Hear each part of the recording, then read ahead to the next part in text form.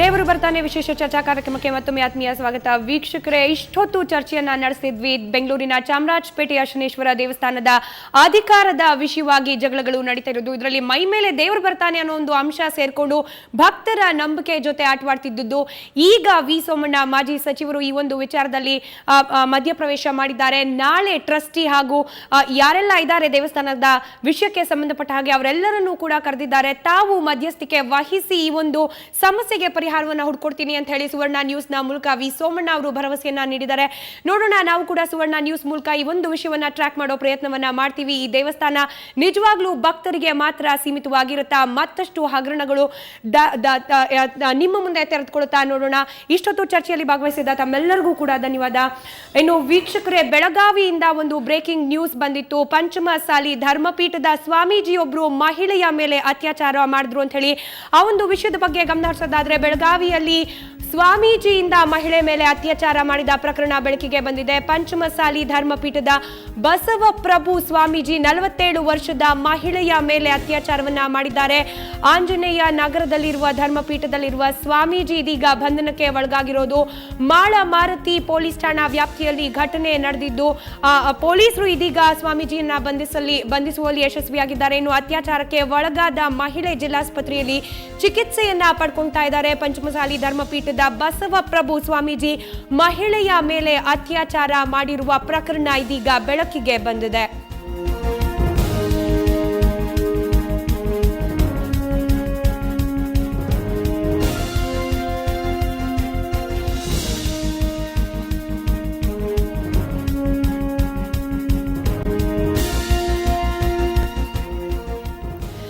ಈ ಪ್ರಕರಣದ ಬಗ್ಗೆ ಮಾತನಾಡಲಿಕ್ಕೆ ನಮ್ಮ ಜೊತೆ ಬೇಲಿ ಮಠದ ಸ್ವಾಮೀಜಿ ಅವರು ದೂರವಾಣಿ ಸಂಪರ್ಕದಲ್ಲಿದ್ದಾರೆ.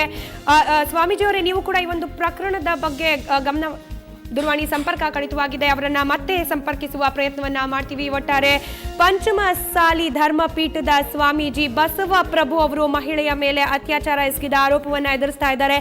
ಈ ಒಂದು ಪ್ರಕರಣಕ್ಕೆ ಸಂಬಂಧಪಟ್ಟ ಹಾಗೆ ಈಗಾಗಲೇ ಬಸವಪ್ರಭು ಸ್ವಾಮಿ ಅವರನ್ನ ಪೊಲೀಸರು ಬಂಧಿಸಿದ್ದಾರೆ. ಆಂಜನೇಯ ನಗರದಲ್ಲಿರುವ ಈ ಒಂದು ಧರ್ಮಪೀಠ ಇತ್ತು. ಇಲ್ಲಿಗೆ ಒಬ್ಳು ಮಹಿಳೆ ಬರ್ತಾಳೆ ಸ್ವಾಮೀಜಿ ಆಶೀರ್ವಾದ ಪಡೀಲಿಕ್ಕೆ. ಅವರ ಮೇಲೆ ಸ್ವಾಮೀಜಿ ಅತ್ಯಾಚಾರ ಮಾಡಿದ್ದಾರೆ ಅನ್ನೋ ಪ್ರಕರಣ ಇದೀಗ ಬೆಳಕಿಗೆ ಬಂದಿರೋದು. ಅತ್ಯಾಚಾರಕ್ಕೆ ಒಳಗಾದ ಮಹಿಳೆ ಜಿಲ್ಲಾಸ್ಪತ್ರೆಯಲ್ಲಿ ಚಿಕಿತ್ಸೆಯನ್ನ ಕೂಡ ಪಡಿತಾ ಇದ್ದಾರೆ.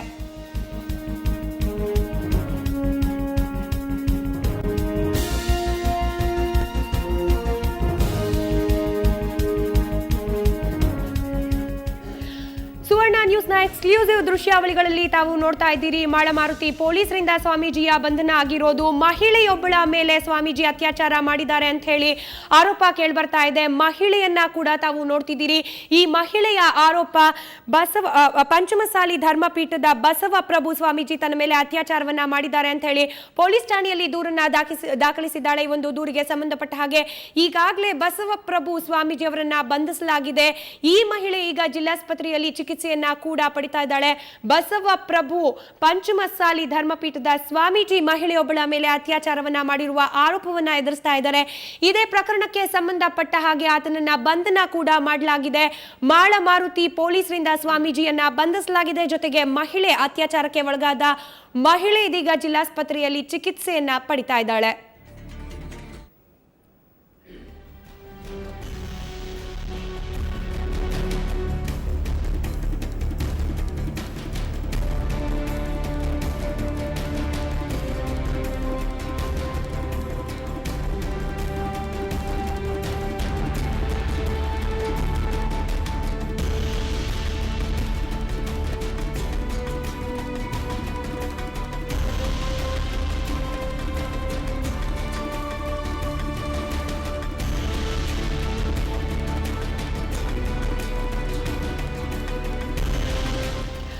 ಬಾಗಲಕೋಟೆಯ ಜಮಖಂಡಿ ತಾಲೂಕಿನ ಶಿರಗುಪ್ಪಿ ಮೂಲದ ಬಸವಪ್ರಭು ಸ್ವಾಮೀಜಿಯಿಂದ ಮಹಿಳೆಯ ಮೇಲೆ ಅತ್ಯಾಚಾರ ನಡೆದಿದೆ ಅನ್ನೋ ಆರೋಪ ಕೇಳ್ಬರ್ತಾ ಇದೆ. ಈ ಒಂದು ಪ್ರಕರಣಕ್ಕೆ ಸಂಬಂಧಪಟ್ಟ ಹಾಗೆ ಮಾಳಮಾರುತಿ ಪೊಲೀಸರು ಈಗಾಗಲೇ ಸ್ವಾಮೀಜಿಯನ್ನ ಬಂಧಿಸಲಾಗಿದೆ. ಲಿಂಗಾಯತ ಪಂಚಮಸಾಲಿ ಧರ್ಮಪೀಠದ ಸ್ವಾಮೀಜಿ ಆಗಿದ್ರು ಬಸವಪ್ರಭು ಸ್ವಾಮೀಜಿ. ಇವರು ಮಹಿಳೆಯೊಬ್ಬಳ ಮೇಲೆ ಅತ್ಯಾಚಾರ ಮಾಡಿರುವ ಆರೋಪವನ್ನ ಎದುರಿಸ್ತಾ ಇದ್ದಾರೆ. ಈ ಪ್ರಕರಣಕ್ಕೆ ಸಂಬಂಧಪಟ್ಟ ಹಾಗೆ ಈಗಾಗಲೇ ಆತನನ್ನ ಬಂಧನ ಕೂಡ ಮಾಡಲಾಗಿದೆ. ಜೊತೆಗೆ ಆರೋಪವನ್ನ ಮಾಡಿರುವ ಮಹಿಳೆಗೆ ವೈದ್ಯಕೀಯ ತಪಾಸಣೆಯನ್ನ ಕೂಡ ಜಿಲ್ಲಾಸ್ಪತ್ರೆಯಲ್ಲಿ ಮಾಡಲಾಗ್ತಾ ಇದೆ. ಅತ್ಯಾಚಾರಕ್ಕೆ ಒಳಗಾಗಿದ್ದೀನಿ ಅಂತ ಹೇಳಿರುವ ಮಹಿಳೆಯ ವೈದ್ಯಕೀಯ ತಪಾಸಣೆ ಜಿಲ್ಲಾಸ್ಪತ್ರೆಯಲ್ಲಿ ನಡೀತಿದೆ. ಇತ್ತ ಅತ್ಯಾಚಾರ ಆರೋಪದ ಅಡಿ ಸ್ವಾಮೀಜಿ ಅವರನ್ನ ಕೂಡ ಬಂಧನ ಮಾಡಲಾಗಿದೆ. ಬಾಗಲಕೋಟೆ ಮೂಲದ ಜಮಖಂಡಿ ತಾಲೂಕಿನ ಶಿರಗುಪ್ಪಿಯ ಏನು ಬಸವಪ್ರಭು ಸ್ವಾಮಿ ಇದ್ದಾರೆ. ಇವರು ಲಿಂಗಾಯತ ಪಂಚಮಸಾಲಿ ಧರ್ಮಪೀಠದ ಸ್ವಾಮೀಜಿಯಾಗಿ ಕೆಲಸವನ್ನ ಮಾಡ್ತಾ ಇದ್ರು. ಇವರು ಮಹಿಳೆಯ ಮೇಲೆ ಅತ್ಯಾಚಾರ ಎಸಗಿದ್ದಾರೆ ಅನ್ನೋ ಆರೋಪವನ್ನ ಎದುರಿಸ್ತಾ ಈಗ ಪೊಲೀಸರ ಬಂಧನಕ್ಕೆ ಕೂಡ ಒಳಗಾಗಿದ್ದಾರೆ. ಈ ಬಗ್ಗೆ ಮತ್ತಷ್ಟು ಮಾಹಿತಿಯನ್ನ ಪಡೆಯೋಣ. ನಮ್ಮ ಪ್ರತಿನಿಧಿ ಮಂಜುನಾಥ್ ಪಾಟೀಲ್ ದೂರವಾಣಿ ಸಂಪರ್ಕದಲ್ಲಿದ್ದು. ಮಂಜುನಾಥ್, ಏನಿದೆ ಪ್ರಕರಣದ ಬಗ್ಗೆ ಹೆಚ್ಚಿನ ಮಾಹಿತಿ? ಸ್ಮಿತಾ, ಏನು ಬೆಳಗಾವಿಯ ಒಂದು ಮಾಳಮಾರುತಿ ಪೊಲೀಸ್ ಠಾಣೆಯಲ್ಲಿ ವ್ಯಾಪ್ತಿಗೆ ಬರುವಂತಹ ಏನು ಮಾದೇಶ್ ನಗರದಲ್ಲಿ ಒಂದು ಲಿಂಗಾಯತ ಧರ್ಮಪೀಠದ ಒಂದು ಪಂಚಮಸಾಲಿ ಲಿಂಗಾಯತ ಧರ್ಮಪೀಠದ ಅಧ್ಯಕ್ಷನೆಂದು ಹೇಳಿಕೊಂಡಂತಹ ಏನು ಬಸವಪ್ರಭು ಮಹಾಸ್ವಾಮೀಜಿಗಳು ಇರ್ತಾರೆ. ಇವತ್ತು ಹುಬ್ಬಳ್ಳಿ ಮೂಲದ ಶೋಭಾ ಅಶೋಕ್ ಅಂತ ಒಂದು ಏನು 47 ವರ್ಷದ ಗೃಹಿಣಿ ಇರ್ತಾರೆ. ಗೃಹಿಣಿ ನಿನ್ನೆ ಇವರು ಒಂದು ಕೆಲಸಕ್ಕೆ ಕರ್ಕೊಂಡ್ಬಂದು ಒಬ್ಬರು ಮಹಿಳೆ ಇವ್ರನ್ನ ಒಂದು ಮಠದಲ್ಲಿ ಕೆಲಸಕ್ಕೆ ಹಾಕ್ತಾರೆ. ಕೆಲಸಕ್ಕೆ ತೆಗೆದುಕೊಂಡಂತ ಏನು ಈ ಬಸವಪ್ರಭು ಸ್ವಾಮೀಜಿ ಇರ್ತಾರೆ, ಬಸವಪ್ರಭು ಸ್ವಾಮೀಜಿ ಅವಳ ಮೇಲೆ ಇವತ್ತು ಅತ್ಯಾಚಾರ ಮಾಡ್ತಾನೆ. ಅತ್ಯಾಚಾರ ಮಾಡಿ ಏನು 47 ವರ್ಷದ ಗೃಹಿಣಿ ಇರ್ತಾಳೆ, ಅವ್ನಿಗೆ ನಿರಂತರ ಕಿರುಕುಳ ಬೆಳಗ್ಗೆ ನಂತರ ಇಲ್ಲಿವರೆಗೂ ಕೊಡ್ತಾನೆ. ಅತ್ಯಾಚಾರಕ್ಕೆ ಒಳಗಾದಂತ ಏನು ಶೋಭಾ ಇರ್ತಾಳೆ. ಮಂಜುನಾಥ್, ನಿಮ್ಮ ಬಳಿಯೇ ಅತ್ಯಾಚಾರಕ್ಕೆ ಒಳಗಾದ ಮಹಿಳೆ ಇರೋದು ಅಂತ ಹೇಳಿ ಆಕೆಯ ರಿಯಾಕ್ಷನ್ ಅನ್ನ ಪಡ್ಕೊಳ್ಳೋ ಪ್ರಯತ್ನ ಮಾಡಬಹುದಾ? ಆಕೆನಾದ್ರೂ ದೂರವಾಣಿ ಮೂಲಕ ಮಾತನಾಡ್ತಾಳ ಸುವರ್ಣವಾಹಿನಿ ಮುಖಾಂತರ? ಸ್ಮಿತಾ, ಏನಂತಂದ್ರೆ ಈಗ ಆಲ್ರೆಡಿ ಈಗ ಅವಳು ಏನು ವೈದ್ಯಕೀಯ ತಪಾಸಣೆಗೆ ಒಳಪಡಿಸ್ತಾ ಇದ್ದಾರೆ. ಹೀಗಾಗಿ ಅವಳು ಮಾತಾಡುವಂತ ಯಾವ ಸ್ಥಿತಿಯೂ ನಾವು ಇಲ್ಲಿಲ್ಲ. ಯಾಕಂತ ನಾನು ಮಾತಾಡ್ಸೋಕೆ ಬಹಳ ಪ್ರಯತ್ನ ಪಟ್ಟೆ. ಅವಳು ನನಗೆ ಏನು ಇವತ್ತು ಮಧ್ಯಾಹ್ನ 2 ಗಂಟೆಗೆ ಬಸವಪ್ರಭು ಸ್ವಾಮೀಜಿಗಳು ನನಗೆ ಕೆಲಸಕ್ಕೆ ಅಂತ ಹೇಳಿ ಕರೆದುಕೊಂಡು ಬಂದು ಒಂದು ರೂಮಿನಲ್ಲಿ ಕರ್ಕೊಂಡು ಹೋಗಿ ನನಗೆ ಅತ್ಯಾಚಾರ ಮಾಡಿದ್ದಾರೆ ಅಂತ ಹೇಳಿರ್ಲಿ. ಈಗ ನಮ್ಮ ಮುಂದೆ ಸ್ವತಃ ನಮ್ಮ ಮುಂದೆ ಅವಳು ಹೇಳುವ ಪ್ರಕಾರ ನನ್ನ ಮೇಲೆ ನಿರಂತರವಾಗಿ ಅತ್ಯಾಚಾರ ಮಾಡಿದ್ರು. ತದನಂತರ ನಮ್ಮ ಅಲ್ಲೇ ಪಕ್ಕದಲ್ಲಿರುವಂತ ಮಾಳಮಾರುತಿ ಪೊಲೀಸ್ ಠಾಣೆಗೆ ಹೋಗಿ ಅವಳಿಗೆ ನಾನು ಮಾಳಮಾರುತಿ ಪೊಲೀಸ್ ಠಾಣೆಗೆ ಹೋಗಿ ಆ ಒಂದು ಏನು ಸ್ವಾಮೀಜಿ ಇರ್ತಾರೆ, ಸ್ವಾಮೀಜಿ ನನಗೆ ಒಂದು ಅತ್ಯಾಚಾರ ಮಾಡಿದ್ದಾರೆ ಅಂತ ಕಂಪ್ಲೇಂಟ್ ಕೊಟ್ಟಿದ್ದೀನಿ ಅಂತ ಹೇಳ್ತಾ ಇದ್ದಾರೆ. ಸ್ಮಿತಾ, ಧನ್ಯವಾದ ಮಂಜುನಾಥ್ ಪಾಟೀಲ್ ತಮ್ಮೆಲ್ಲ ಮಾಹಿತಿಗಾಗಿ. ಮತ್ತಷ್ಟು ಮಾಹಿತಿಗಾಗಿ ನಿಮ್ಮನ್ನ ಮತ್ತೆ ಸಂಪರ್ಕ ಮಾಡ್ತೀವಿ. ಇನ್ನು ಈ ಪ್ರಕರಣದ ಬಗ್ಗೆ ರಿಯಾಕ್ಟ್ ಮಾಡಲಿಕ್ಕೆ ಬೆಳಗಾವಿ SP ಚಂದ್ರಗುಪ್ತ ಅವರು ನಮ್ಮ ಜೊತೆ ದೂರವಾಣಿ ಸಂಪರ್ಕದಲ್ಲಿದ್ದಾರೆ. ಸರ್, ಏನಂತಂದ್ರೆ ಪಂಚಮಸಾಲಿ ಧರ್ಮಪೀಠದ ಬಸವಪ್ರಭು ಸ್ವಾಮಿ ಅವರು ಮಹಿಳೆಯೊಬ್ಬಳ ಮೇಲೆ ಅತ್ಯಾಚಾರ ಮಾಡಿದಾಳೆ ಅಂತ ಹೇಳಿ ಆರೋಪ ಕೇಳಿ ಬರ್ತಿರೋದು, ಏನ್ ಹೇಳ್ತೀರಿ ಈ ಬಗ್ಗೆ? ಇದರ ಬಗ್ಗೆ ನಮ್ಮ ಪೊಲೀಸ್ ಠಾಣೆಯಲ್ಲಿ ಆಗಲೇ ಪ್ರಕರಣ ದಾಖಲಾಗಿ ನಾವು ತನಿಖೆ ಕೈಗೊಂಡಿದ್ದೇವೆ. ಓಕೆ. ಕಂಪ್ಲೇಂಟ್ ಕೊಟ್ಟವರನ್ನ ನಾವು ಈಗ ವೈದ್ಯಕೀಯ ತಪಾಸಣೆಗೆ ಒಳಪಡಿಸ್ತಾ ಇದ್ದೀವಿ. ಹಾಗೆ ಆರೋಪಿಯನ್ನು ಕೂಡ ನಾವು ವಶಕ್ಕೆ ತಗೊಂಡು ಅವರನ್ನು ಕೂಡ ವೈದ್ಯಕೀಯ ತಪಾಸಣೆಗೆ ಒಳಪಡಿಸಿ ಮುಂದಿನ ಕ್ರಮ ತಗೊಳ್ತೀವಿ. ಘಟನೆ ನಡೆದಿದ್ರ ಬಗ್ಗೆ ಕಂಪ್ಲೇಂಟ್ ಬಂದ ನಂತರ ತಕ್ಷಣ ಕ್ರಮ ತಗೊಂಡಿದ್ದೀವಿ ನಾವು. ಯಾವಾಗ ಈ ಘಟನೆ ನಡೆದಿದ್ದು, ಈ ಬಗ್ಗೆ ಮಹಿಳೆ ಕಂಪ್ಲೇಂಟ್ ಅಲ್ಲಿ ಏನ್ ಮೆನ್ಷನ್ ಮಾಡಿದಾಳೆ, ಇದ್ರ ಮಾಹಿತಿ ಕೊಡ್ಬೋದಾ? ಎಲ್ಲಾ ಮಾಹಿತಿಯನ್ನ ಈ ಹಂತದಲ್ಲಿ ಕೊಡೋದು ಸರಿ ಇರೋದಿಲ್ಲ. ಆ ಮಹಿಳೆ ಈ ದಿನ ಬಂದಿದ್ದಾಳೆ ಮಠಕ್ಕೆ, ಘಟನೆಯ ನಂತರ ಬಂದು ಕಂಪ್ಲೇಂಟ್ ಕೊಟ್ಟಿದ್ದಾಳೆ. ಓಕೆ. ಆ ಆಧಾರದ ಮೇಲೆ ನಾವೀಗ ತನಿಖೆ ಕೈಗೊಂಡಿದ್ದೇವೆ ಮುಂದಕ್ಕೆ. ಓಕೆ. ಈಗ ಬಸವಪ್ರಭು ಸ್ವಾಮಿ ಅವರನ್ನ ಅರೆಸ್ಟ್ ಮಾಡಲಾಗಿದೆ. ಅವರಿಂದ ಏನಾದ್ರೂ ರಿಯಾಕ್ಷನ್ ತಗೊಂಡಿದ್ದೀರಾ? ಹೇಳ್ತಿದಾರ, ಅವ್ರು ಒಪ್ಕೊಂತಿದಾರ ಈ ರೀತಿ ನಡೆದಿರೋದು ಸರಿ ಅಂತ ಹೇಳಿ? ಇದ್ರ ಬಗ್ಗೆ ಏನಾದ್ರೂ ಹೇಳ್ಬೋದಾ? ಈಗ ನೋಡಿ, ತನಿಖೆ ಮಾಡ್ತಾ ಇರ್ಬೇಕಾದ್ರೆ ನಾವು ಇಂಟ್ರೋಗೇಟ್ ಮಾಡ್ತಾ ಇರ್ತೀವಿ, ಅದನ್ನೆಲ್ಲ ನಾವು ಹೇಳಲಿಕ್ಕೆ ಆಗೋದಿಲ್ಲ. ಬಟ್ ಅವರನ್ನ ಈಗ ಅರೆಸ್ಟ್ ಮಾಡಿದೀವಿ. ಅವರನ್ನು ಕೂಡ ಕಾನೂನು ಪ್ರಕಾರ ನಾವು ಯಾವ ಪ್ರೊಸೀಜರ್ ಇದೆ ಅದಕ್ಕೆ ಒಳಪಡಿಸ್ತೀವಿ. ಈ ಮಹಿಳೆ ಏನು ಕಂಪ್ಲೇಂಟ್ ಕೊಟ್ಟಿದ್ದಾರೆ, ಈಕೆಗೂ ಹಾಗೂ ಈ ಧರ್ಮಪೀಠಕ್ಕೆ ಹೋದಾಗ ಪ್ರಭು ಅವರಿಗೆ ಮುಂಚೆಯಿಂದಾನೇ ಸಂಪರ್ಕ ಇತ್ತ? ಹೇಗೆ ಈ ಒಂದು ಘಟನೆ ನಡೆದಿದ್ರು, ಈ ಬಗ್ಗೆ ಏನಾದ್ರೂ ಮಹಿಳೆ ಹೇಳಿದಾರಾ? ಈ ಬಗ್ಗೆ ನಾವು ನಂತರ ವೈದ್ಯಕೀಯ ತಪಾಸಣೆ ನಂತರ ಕೂಲಂಕುಷವಾಗಿ ವಿಚಾರಿಸ್ತೀವಿ. ನಾಳೆ ಮತ್ತೆ ನ್ಯಾಯಾಧೀಶರ ಮುಂದೆ ಹೇಳಿಕೆ ಮಾಡ್ಕೊಳ್ತೀವಿ. ನಂತರ ಅಷ್ಟೇ ಗೊತ್ತಾಗ್ತದೆ, ಈ ಹಂತದಲ್ಲಿ ಗೊತ್ತಾಗೋದಿಲ್ಲ. ಅಲ್ಲ, ಕಂಪ್ಲೇಂಟ್ ಅಲ್ಲಿ ಏನಾದ್ರೂ ಮೆನ್ಷನ್ ಮಾಡಿರೋದು ಉಂಟಾ? ಈ ಮಹಿಳೆ ಮುಂಚೆಯಿಂದಾನು ಹೋಗ್ತಿದ್ದ ಅಥವಾ ಇವತ್ತೇ ಹೋಗಿದ್ದ, ಇವತ್ತೇ ಈ ರೀತಿಯ ಅತ್ಯಾಚಾರ ಪ್ರಯತ್ನ ನಡೆದಿದ್ದ, ಈ ಬಗ್ಗೆ ಏನಾದ್ರೂ ಕಂಪ್ಲೇಂಟ್ ಅಲ್ಲಿ ಉಲ್ಲೇಖ ಮಾಡಿದಾರಾ ಅಂತ ಹೇಳಿ? ಇಲ್ಲ. ಆಲ್ರೈಟ್, ಧನ್ಯವಾದ ಚಂದ್ರಗುಪ್ತ ಅವರೇ ಸುವರ್ಣ ನ್ಯೂಸ್ ಜೊತೆ ಮಾತನಾಡಿದಕ್ಕೆ.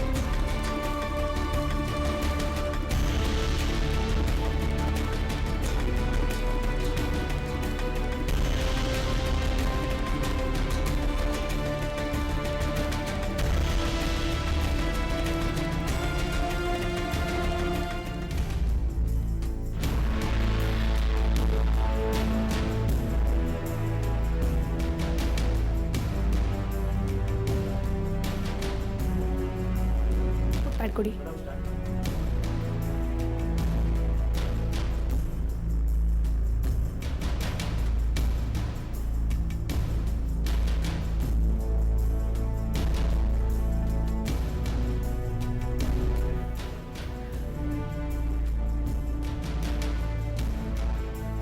ಬೆಳಗಾವಿಯಲ್ಲಿ ನಡೆದಿರುವ ಒಂದು ಘಟನೆ ಇದು. ಬೆಳಗಾವಿಯ ಲಿಂಗಾಯತ ಧರ್ಮಪೀಠದ ಸ್ವಾಮೀಜಿಯೊಬ್ಬರು ಮಹಿಳೆಯ ಮೇಲೆ ಅತ್ಯಾಚಾರ ನಡೆಸಿದ್ದಾರೆ ಅಂತ ಆರೋಪ ಕೇಳಿಬರ್ತಾ ಇರೋದು.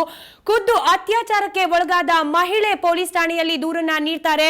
ಹೀಗೆ ಬಸವಪ್ರಭು ಸ್ವಾಮೀಜಿ ತನ್ನ ಮೇಲೆ ಅತ್ಯಾಚಾರ ಮಾಡಿದ್ದಾರೆ ಅಂತ ಹೇಳಿ ದೂರನ್ನ ದಾಖಲಿಸ್ತಾಳೆ. ಈ ಒಂದು ಪ್ರಕರಣಕ್ಕೆ ಸಂಬಂಧಪಟ್ಟ ಹಾಗೆ ಬೆಳಗಾವಿಯ ಮರಳ ಮಾರುತಿ ಪೊಲೀಸ್ ಠಾಣೆಯ ಪೊಲೀಸರು ಈಗ ಸ್ವಾಮೀಜಿ ಅವರ ಬಂಧನವನ್ನ ಮಾಡಿರೋದು. ಜೊತೆಗೆ ಅತ್ಯಾಚಾರದ ಆರೋಪವನ್ನ ಮಾಡಿರುವ ಮಹಿಳೆ ಜಿಲ್ಲಾಸ್ಪತ್ರೆಯಲ್ಲಿ ವೈದ್ಯಕೀಯ ತಪಾಸಣೆಗೆ ಕೂಡ ಒಳಗಾಗಿದ್ದಾಳೆ. ಬಸವಪ್ರಭು ಸ್ವಾಮೀಜಿ ವಿರುದ್ಧ ಅತ್ಯಾಚಾರದ ಆರೋಪ ಕೇಳಿಬರ್ತಿದೆ. ಬನ್ನಿ ಈ ಪ್ರಕರಣದ ಬಗ್ಗೆ ಮತ್ತಷ್ಟು ಮಾಹಿತಿಯನ್ನ ಪಡೆಯೋಣ.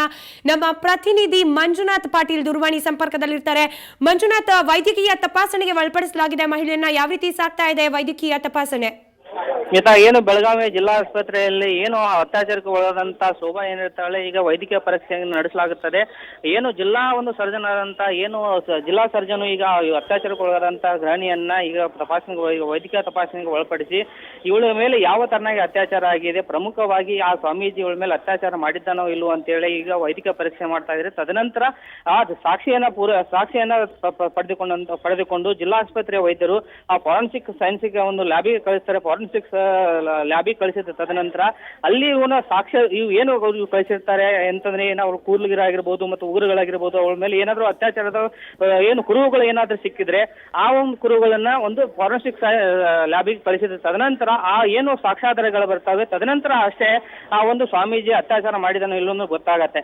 ಈಗ ಏನು ಗೃಹಿಣಿಯನ್ನ ವೈದ್ಯಕೀಯ ಪರೀಕ್ಷೆ ಒಳಪಡಿಸಿದ್ದಾರೆ. ಆರೋಪಿಯನ್ನ ಮಾಳಮಾರುತಿ ಪೊಲೀಸರು ಈಗ ಬಂಧಿಸಿ ಒಂದು ಮಾಳಮಾರುತಿ ಪೊಲೀಸ್ ಠಾಣೆಯಲ್ಲಿ ಅವನ್ನ ಇಂಟ್ರಾಗೇಷನ್ ಮಾಡ್ತಾರೆ. ಏನು ತನಿಖೆ ಕೈಗೊಂಡಂತಹ ಪೊಲೀಸರು ಸ್ಥಳದಲ್ಲಿಯೇ ಮುಖಾಮುಖಿಯಂತ ಜಿಲ್ಲಾ ಪೊಲೀಸ್ ವರಿಷ್ಠಾಧಿಕಾರಿ ಡಾಕ್ಟರ್ ಚಂದ್ರಗುಪ್ತನೂ ಸಹ ಅವರು ಇಂಟ್ರಾಗೇಷನ್ ಮಾಡ್ತಾ ಇದ್ದಾರೆ. ಇಂಟ್ರಾಗೇಷನ್ ಮಾಡುವಂತಹ ಚಂದ್ರಗುಪ್ತ ಅವರು ಸ್ವಾಮೀಜಿಯ ಹಿನ್ನೆಲೆ ಏನು ಅನ್ನೋದನ್ನು ತಿಳ್ಕೊತಾ ಇದ್ದಾರೆ. ಯಾಕಂದ್ರೆ ಪ್ರಮುಖವಾಗಿ ಬಾಗಲಕೋಟೆ ಜಿಲ್ಲೆ ಜಮಖಂಡಿ ತಾಲೂಕಿನಾದಂತ ಈ ಸ್ವಾಮೀಜಿ ಏನು ಪ್ರಭು ಸ್ವಾಮೀಜಿ ಇರ್ತಾರೆ, ಇವರು 15 ವರ್ಷಗಳ ಹಿಂದೆನೆ ಈ ಬೆಳಗಾವಿ ಪಟ್ಟಣದ ಮಾದೇಶ್ ನಗರದಲ್ಲಿ ಬಂದು ಲಿಂಗಾಯತ ಧರ್ಮಪೀಠ ಏನು ಲಿಂಗಾಯತ ಪಂಚಮಸಾಲಿ ಧರ್ಮಪೀಠದ ಪೀಠಾಧ್ಯಕ್ಷರು ಅಂತ ಹೇಳಿ ಇವರು ಹೇಳಿಕೊಂಡು ಆ ಒಂದು ಆಗಿರ್ತಾರೆ. ಪೀಠಾಧ್ಯಕ್ಷರಾದಂತಹ ಈ ಸ್ವಾಮೀಜಿಗಳು ಇವತ್ತು ಏನು ನಿನ್ನೆ ತಾನೇ ಈ ಒಂದು ಹುಬ್ಬಳ್ಳಿ ಮೂಲದ ಶೋಭಾ ಅಂತ ಹೇಳಿ ಬರ್ತಾರೆ, ಆ ಶೋಭಾನ ತನ್ನ ಮಠದಲ್ಲಿ ಕೆಲಸ ಹಾಳಾಗಿ ಇಟ್ಟುಕೊಂಡಿರ್ತಾನೆ. ಇಟ್ಟುಕೊಂಡಂತ ಈ ಸ್ವಾಮೀಜಿ ಇವತ್ತು ಕೆಲಸ ಮಾಡುವ ಸಮಯದಲ್ಲಿ ಈ ಒಂದು ಗೃಹಿಣಿ ಮೇಲೆ ಅತ್ಯಾಚಾರ ಮಾಡಿದ್ದಾನೆ. ಸ್ಮಿತಾ, ಮಂಜುನಾಥ್, ಹಾಗಾದ್ರೆ ಈಕೆ ಭಕ್ತಳಾಗಿ ಅಲ್ಲಿ ಹೋದವಳಲ್ಲ, ಅಲ್ಲಿ ಕೆಲಸ ಮಾಡ್ತಿದ್ದವಳು ಅಂತ ಹೇಳಿ ಹೇಳ್ತಾ ಇದ್ದೀರಿ? ಹೌದು ಸ್ಮಿತಾ, ಏನಂತಂದ್ರೆ ಒಂದು ಇನ್ನೊಬ್ಬ ಮಹಿಳೆ ಏನು ಶೋಭಾ ಇರ್ತಾಳೆ, ಇನ್ನೊಬ್ಬ ಮಹಿಳೆ ಇವಳನ್ನ ಕರೆದುಕೊಂಡು ಹೋಗಿ ಅಲ್ಲಿ ಈ ಒಂದು ಕೆಲಸಕ್ಕೆ ಇಟ್ಟಿರ್ತಾಳೆ. ಕೆಲಸಕ್ಕೆ ಇಟ್ಟಂತ ಏನು ಮಹಿಳೆ ನಾಪತ್ತೆ ಆಗಿದ್ದಾಳೆ. ಈಗ ಈ ಒಂದು ಶೋಭಾ ಇಲ್ಲೇ ಇನ್ನು ಅತ್ಯಾಚಾರಕ್ಕೆ ಒಳಗಾಗಿ ಬೆಳಗಾವಿ ಜಿಲ್ಲಾಸ್ಪತ್ರೆ ದಾಖಲಾಗಿದ್ದಾರೆ ಅಂತಾನೆ ಹೇಳ್ಬೋದು ಸ್ಮಿತಾ. ಓಕೆ, ಧನ್ಯವಾದ ಮಂಜುನಾಥ್ ಪಾಟೀಲ್ ತಮ್ಮೆಲ್ಲ ಮಾಹಿತಿಗಾಗಿ.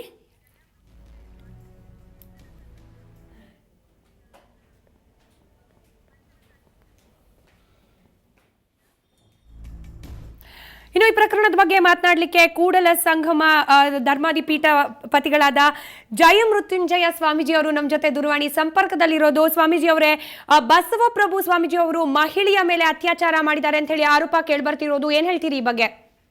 ಮೊದಲು ಸುವರ್ಣ ಟಿವಿಗೆ ಮೂಲಕವಾಗಿ ಒತ್ತಡ ಆಗ್ರಹ ಮಾಡೋದೇನೆಂದರೆ, ಅವರು ನಮ್ಮ ಪಂಚಮಸಾಲಿ ಪೀಠಕ್ಕೂ ಆ ಸ್ವಾಮೀಜಿಗೆ ಏನು ಸಂಬಂಧ ಇಲ್ಲ, ಅವ್ರು ನಮ್ಮ ಸಮಾಜದವರೇ ಅಲ್ಲ. ಮೊದಲು ನೀವು ಪಂಚಮಸಾಲಿ ಪೀಠದ ಅಂತ ಹೆಸರು ಹೇಳುವುದನ್ನು ತೆಗೆದಾಕ್ರಿ, ಸ್ಕ್ರೋಲಿಂಗ್ ತೆಗೆದಾಕ್ರಿ. ಅವರು ಅನಾಧಿಕೃತ ಸ್ವಾಮಿಗಳು. ಮುಂಚಿಂದನೂ ಅವರು ಬೆಳಗಾವಿ ಒಳಗೆ ಯಾವ್ದೋ ಗುರುಕುಲ ಮಾಡ್ಕೊಡೋದು ಎಲ್ಲರೂ ಸ್ವಾಮಿಗಳಾಗಕ್ಕೆ ಸಾಧ್ಯ ಇಲ್ಲ. ಕಾವ್ಯ ಹಾಕೊಂಡ್ರೆ ಯಾರು ಸಹ ಸ್ವಾಮಿಗಳಾಗಕ್ಕೆ ಸಾಧ್ಯವಿಲ್ಲ. ಆ ದೃಷ್ಟಿಯಿಂದ ಅನಾಧಿಕೃತ ಸ್ವಾಮಿಗಳನ್ನ ಒಂದು ಪೀಠದ ಒಂದು ಸಮುದಾಯದ ಸ್ವಾಮಿಗಳಂತ ಬಿಂಬಿಸುವಂತ ಪ್ರಯತ್ನವನ್ನ ನಮ್ಮ ಸುವರ್ಣ ಟಿವಿ ವಾಹಿನಿಯವರು ಮಾಡ್ಬೇಕಂತ ಮನವಿ ಮಾಡ್ಕೊಳ್ತೀವಿ. ಆ ದೃಷ್ಟಿಯಿಂದ ಆ ಸ್ವಾಮೀಜಿಯವರು ತಪ್ಪು ಮಾಡಿದರೆ ಆ ತಪ್ಪಿಗೆ ಸರಿಯಾಗಿ ಶಿಕ್ಷೆ ಆಗ್ಬೇಕು ಅಂತ ನಾವು ಆಗ್ರಹ ಮಾಡ್ತೀವಿ. ಈ ರೀತಿ ಸ್ವಾಮೀಜಿ ಅಥವಾ ಧರ್ಮಗುರು ಅಂತ ಹೇಳಿ ವೇಷವನ್ನ ಹಾಕೊಂಡು ಮಹಿಳೆಯರ ಮೇಲೆ ಅತ್ಯಾಚಾರ ಮಾಡೋದು, ಅಸಭ್ಯವಾಗಿ ವರ್ತಿಸೋದು, ಈ ರೀತಿ ಎಲ್ಲ ಪ್ರಕರಣಗಳು ಮೇಲಿಂದ ಮೇಲೆ ಬೆಳಕಿಗೆ ಬರ್ತಿರೋದು, ಏನ್ ಹೇಳ್ತೀರಿ ಈ ಬಗ್ಗೆ?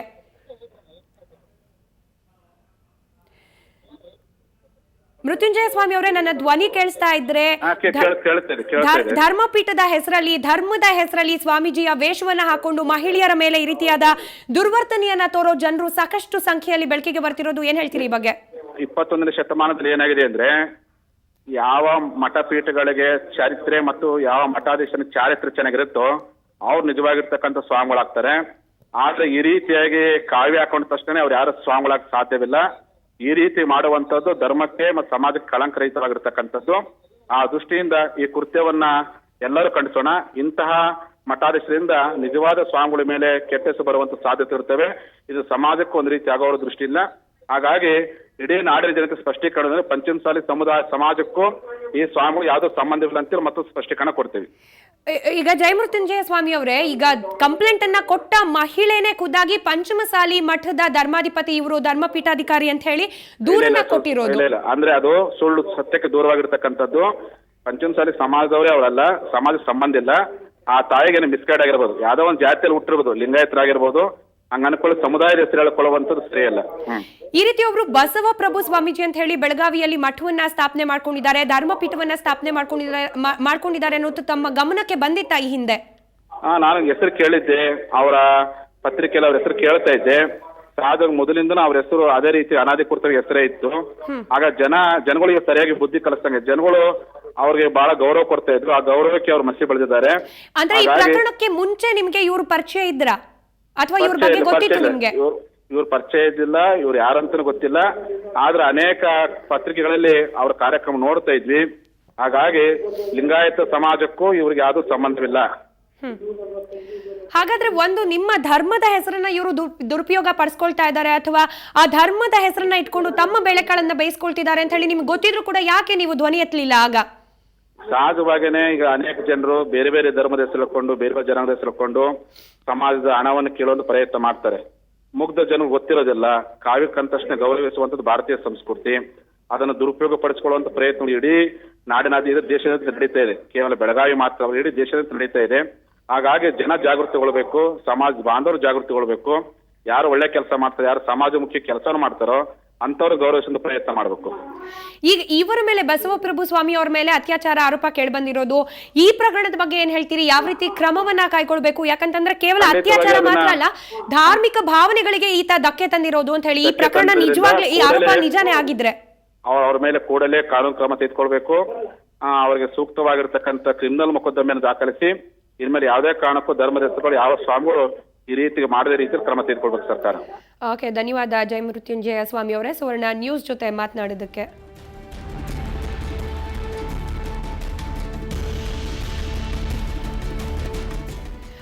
ಪಂಚಮಸಾಲಿ ಮಠದ ಸ್ವಾಮೀಜಿಯಾದ ಜಯಮೃತ್ಯುಂಜಯ ಸ್ವಾಮಿ ಅವರು ಸುವರ್ಣ ನ್ಯೂಸ್ಗೆ ರಿಯಾಕ್ಟ್ ಮಾಡ್ತಾ ಇದ್ರು. ನಮ್ಮ ಧರ್ಮಕ್ಕೂ ಇವರಿಗೂ ಯಾವುದೇ ರೀತಿಯ ಸಂಬಂಧ ಇಲ್ಲ. ಬಸವಪ್ರಭು ಸ್ವಾಮೀಜಿ ಮೊದಲಿನಿಂದಲೂ ಕೂಡ ಸುಳ್ಳು ಹೆಸರುಗಳನ್ನ ಇಟ್ಕೊಂಡು, ಸುಳ್ಳು ಧರ್ಮದ ಹೆಸರನ್ನ ಇಟ್ಕೊಂಡು ಜನರಿಗೆ ಮೋಸವನ್ನ ಮಾಡ್ತಾ ಇದ್ರು.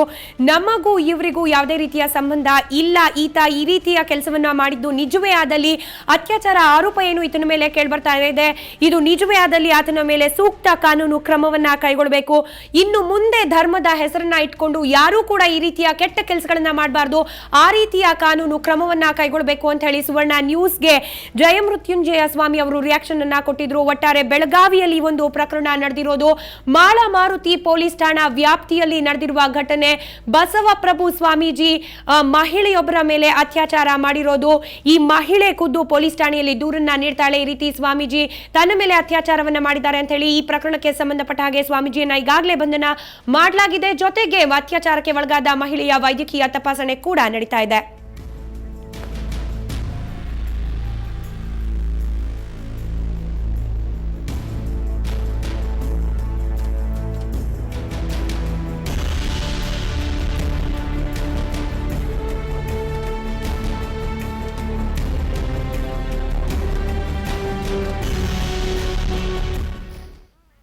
ಈಗೊಂದು ಬ್ರೇಕ್ ನಂತರ FIR ಕಾರ್ಯಕ್ರಮ ಪ್ರಸಾರವಾಗುತ್ತೆ. FIR ಕಾರ್ಯಕ್ರಮದಲ್ಲಿ ಬೆಳಗಾವಿಯ ಈ ಒಂದು ಅತ್ಯಾಚಾರ ಆರೋಪ ಏನ್ ಕೇಳಿಬರ್ತಿದೆ ಸ್ವಾಮೀಜಿ ಅವರ ಮೇಲೆ, ಇದೇ ಪ್ರಕರಣಕ್ಕೆ ಸಂಬಂಧಪಟ್ಟ ಹಾಗೆ ಮತ್ತಷ್ಟು ಮಾಹಿತಿಯನ್ನ FIR ಕಾರ್ಯಕ್ರಮದಲ್ಲಿ ಪ್ರಸಾರ ಮಾಡ್ತೀವಿ. ನೇರ, ದಿಟ್ಟ, ನಿರಂತರ ಸುದ್ದಿಗಾಗಿ ನೋಡ್ತಾ ಇರಿ ಸುವರ್ಣ ನ್ಯೂಸ್.